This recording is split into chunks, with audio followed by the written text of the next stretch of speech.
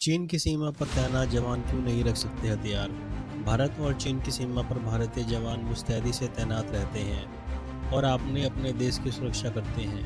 गलवान घाटी में भारत और चीन के बीच कई बार सैन्य झड़प होती रहती है। भारत और चीन की सीमा पर भारत तिब्बत सीमा पुलिस और भारतीय सेना की सीमा रक्षा करते हैं।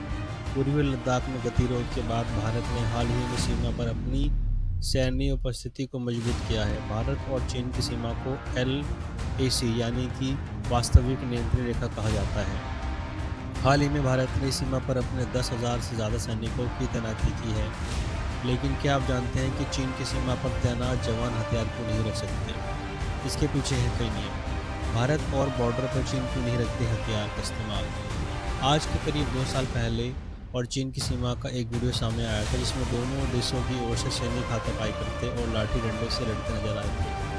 तब लोगों के मन में यह सवाल आया था कि जब सीमा पर बैलिस्टिक मिसाइल, एयरक्राफ्ट जैसे घातक हथियार मौजूद हैं तो हमारी सेना गोला बारूद और आधुनिक हथियार छोड़कर लाठी डंडे हमले से हमला क्यों कर रही है? हम चीनी सैनिकों पर उनसे वार क्यों नहीं करते, लेकिन बदले में चीन भी गोला बारूद का इस्तेमाल नहीं करता? आखिर क्यों? भारत चीन के बीच कब हुआ था समझौता? भारत चीन सीमा पर लाठी डंडे का इस्तेमाल करने के पीछे की वजह है। दरअसल दोनों देशों के बीच 19 नवंबर 1996 को एक समझौता हुआ था। इसका नाम है agreement between the government of Republic of India and China. इसके मुताबिक भारत और चीनी सीमा के क्षेत्रों में विश्वास निर्माण कार्य के उपयोग के लिए दोनों देशों के बीच समझौता हुआ था।